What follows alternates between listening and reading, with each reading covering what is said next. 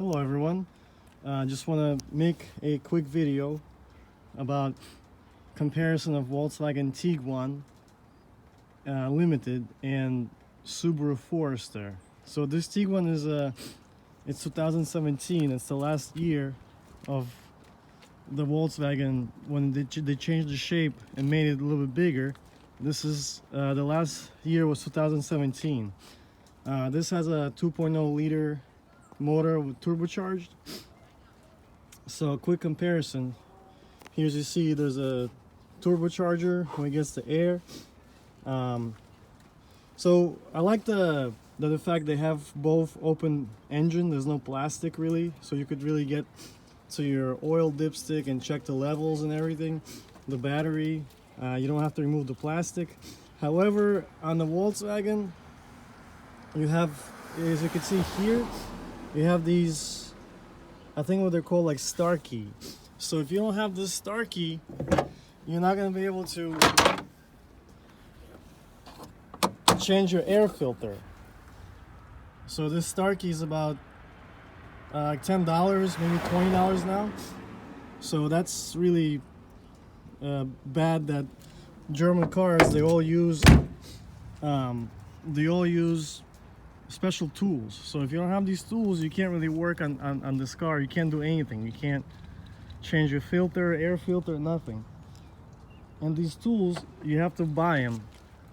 Especially, you have to buy them actually in like auto stores. And some auto stores don't even have that, the tools. So again, when you're buying German cars, be prepared that you're not gonna have these tools. So compared to the Forester, also, well, by the way, the hood opens up by itself on springs, and this also has open bay. There's no plastic, which is really great. By the way, all the Japanese cars use metric system tools. So for example, for me to replace this filter, I just have to clip just open those two clips and then maybe just use a flat screwdriver and a Phillips screwdriver to take that airbox apart and then pull the filter out. Very simple. Don't need any special tools, just regular tools that you could use when you're fixing your plumbing or whatever, or something in the house. So very easy to work on. By the way, you should all wash your engine after a snowstorm. This one I'm gonna wash it later, but you see salt on it. It stays on your engine, eats up your parts, eats up your car, and causes rust and everything. So you should just keep the engine running, and when the engine's running, you just hose it off with a hose, and just let it dry. Keep the engine running, so that way the water doesn't get into the electrical system. There is a small chance of the water getting into the electrical system, but I never had that happen before. I've been washing the engines of the cars while they're running for the past 20 years, but there is a chance, I heard from mechanics. So it's up to you. It's your risk, it's your car. I'm willing to take a risk because I don't want the salt to eat up my parts. As you can see, my engine is clean. It's 2018 Forester, and the Tiguan is 2017. So the one thing I really like about the Subaru or any Japanese car, for example, when it's about to snow, I could just take these windshield wipers and I could just lift them like that. So that way the rubber doesn't get stuck, doesn't get frozen to the windshield. On the German cars, unfortunately, you cannot do that. You can't lift the windshield wipers because they're controlled by a computer. So as you see, like all the German cars, like here's a Lexus, you could lift the windshield wiper. So the Japanese cars is a lot better in my opinion because you can do more work to them by yourself, and they're very simple inside. German cars is, for example, those windshield wipers that I just showed you, they cost for the Forester like $30, just the rubber parts, the blades.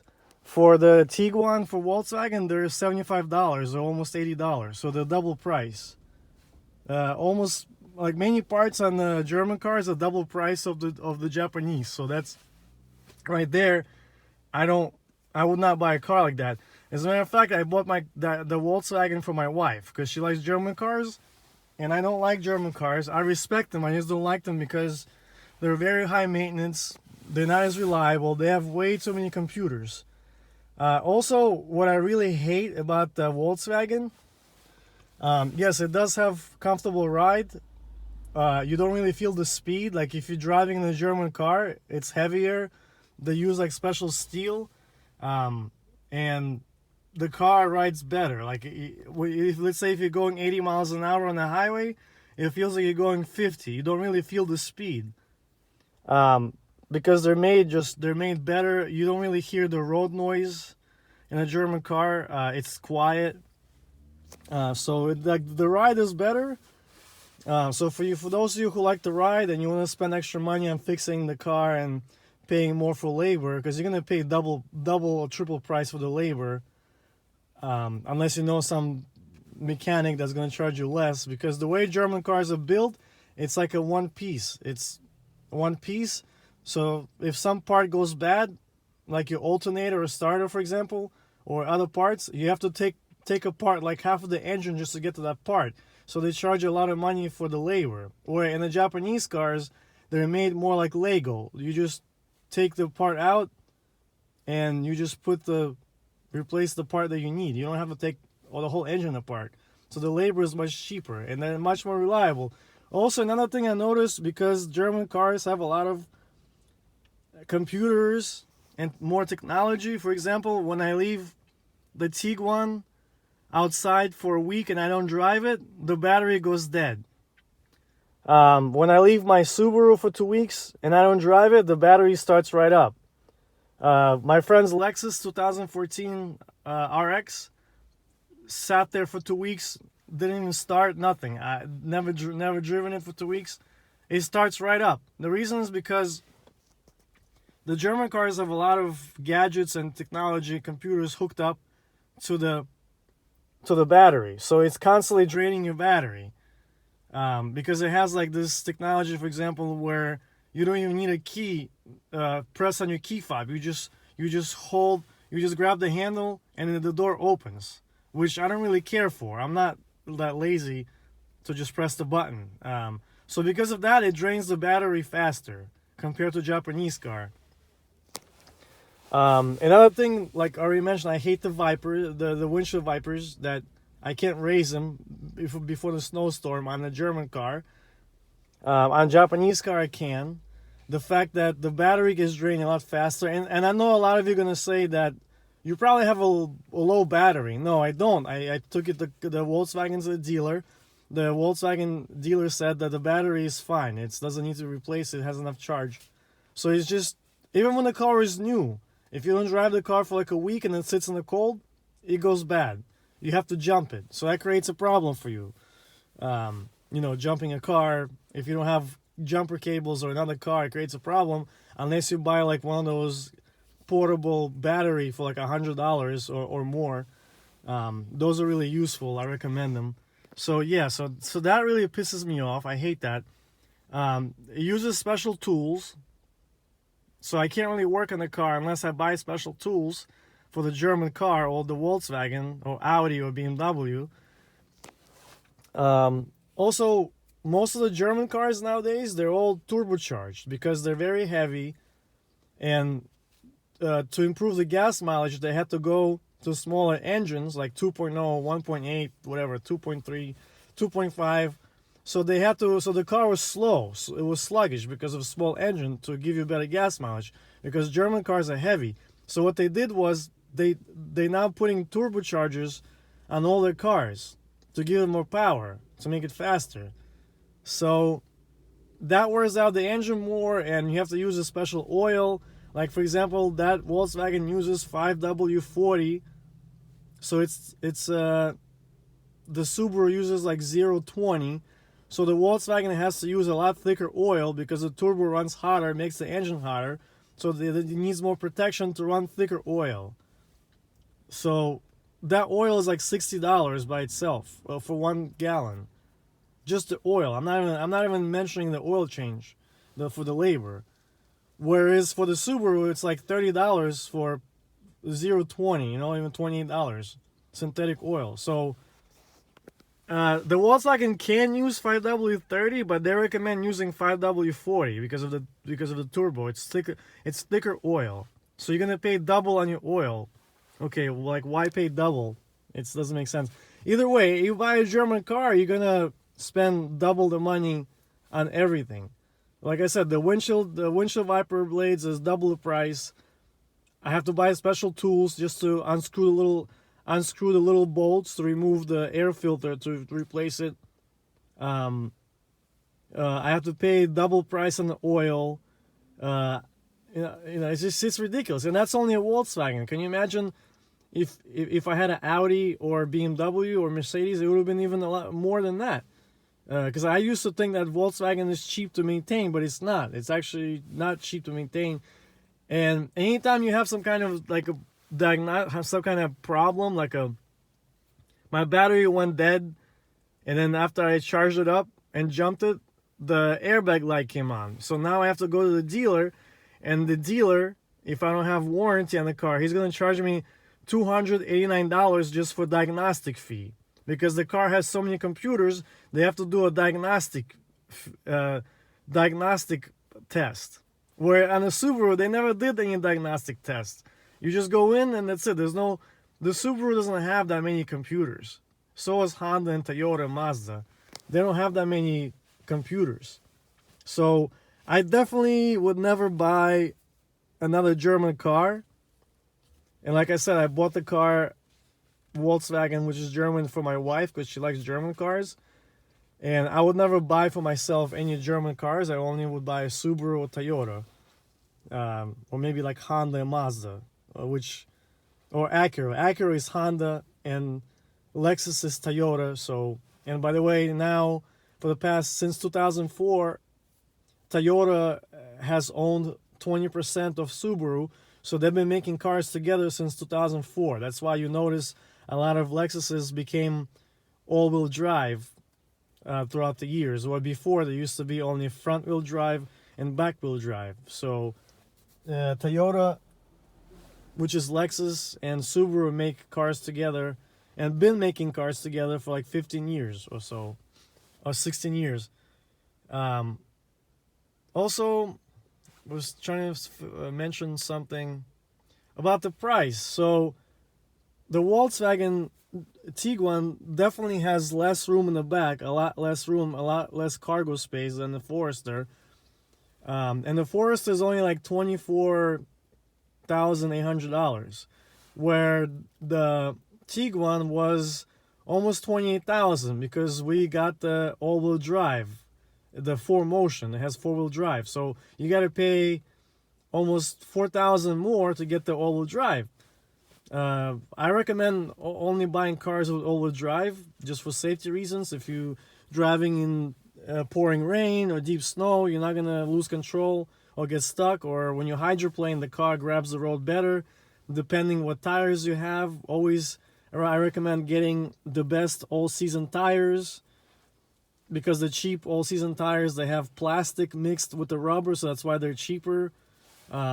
Just buy like a Michelin Continental or Cooper or Pirelli tires, all-season tires. It's going to cost you more, but it's going to keep you on the road because those tires are made out of rubber.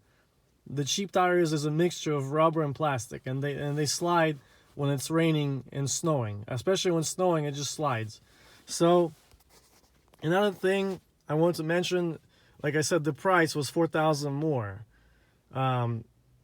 As far as the all-wheel drive system, the Volkswagen Tiguan, I drove it through like 1 foot of snow and it never got stuck. So like the all-wheel drive on the Tiguan is pretty good.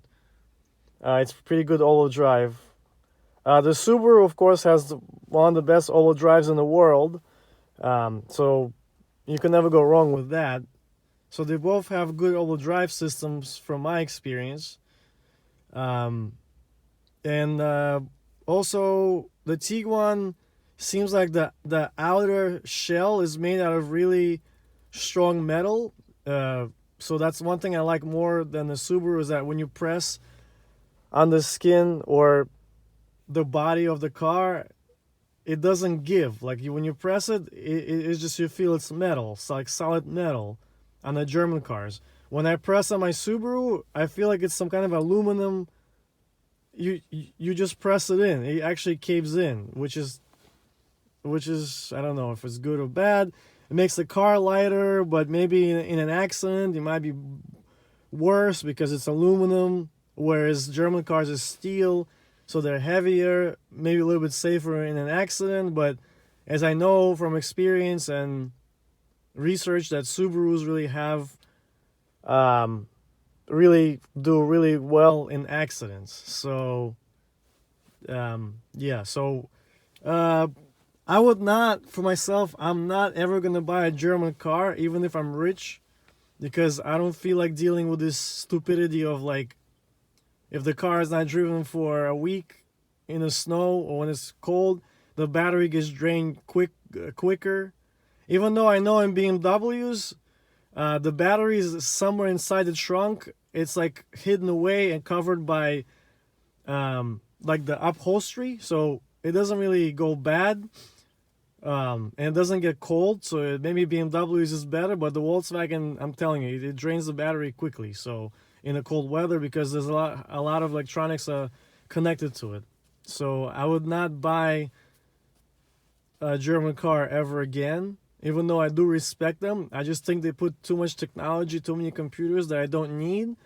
And for example, if you're going to buy an Audi that's the same size as the Subaru Forester, you're going to pay at least $45,000. So you will be overpaying $20,000 for just technology and heavier car, which is, it has more towing capacity. So if you're planning to tow something, the German car is definitely a lot better than Japanese car. For some reason, they have better towing capacity, so that's better.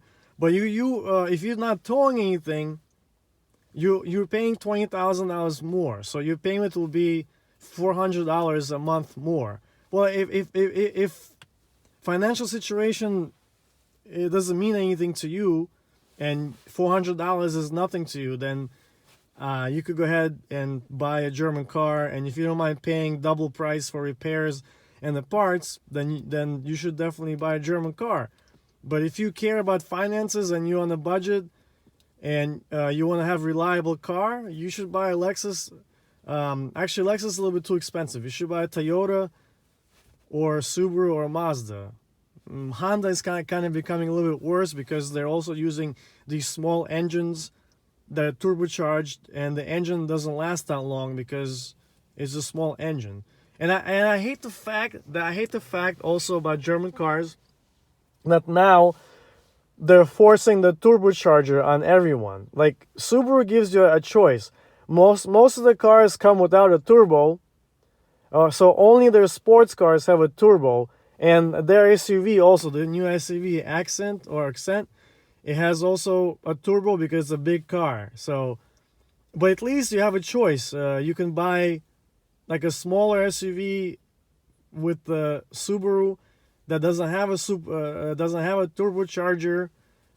It's a naturally aspired engine, which means it's going to last longer. It's going to be slower and has less power, but it's going to be more reliable.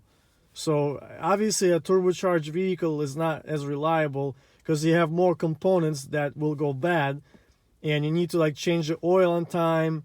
You have to wait before you turn the engine off, so that way the oil cools off. The turbo cars require more maintenance, and unfortunately, all of the German cars come with a turbo these days. You can't even find any cars that don't have a turbo on German cars. So the Japanese cars is definitely way more reliable. It's definitely half the price, unless you're going into like a luxury car with a Japanese manufacturer, like Lexus, Infiniti, and Acura. Then you're gonna pay more. But definitely, yeah, I would. My review is that I definitely, I never had a problem with the Subaru so far. I had 3 of them. Even though actually my Subaru has twice as many miles than the Volkswagen Tiguan, and the Tiguan already had the ignition button replaced. But the car is barely driven, so I don't understand how the button already went bad over 2 years, because we barely drive the car. And the battery dies, like I said, if the car sits there in the cold without anyone driving it. So the Subaru never had any problems, and it has twice as many miles. So there's my point. It has twice as many miles, never had a problem. I only changed the oil and I changed the differential fluid, because when you have all-wheel drive cars, you should change your differential fluid more often to keep the all-wheel drive, just maintenance for all-wheel drive. That's the only problem. When you're buying all-wheel drive, yes, you're safer, but you're going to pay more money because you have to change the oil, or I should say differential fluid, in the front and the rear. So that's the only thing. So you're going to spend about $300 every 30,000 miles. That's extreme driving. Normal driving, every 50,000 miles, you got to replace. So every 50,000 miles or 30,000 miles, you're going to pay $300.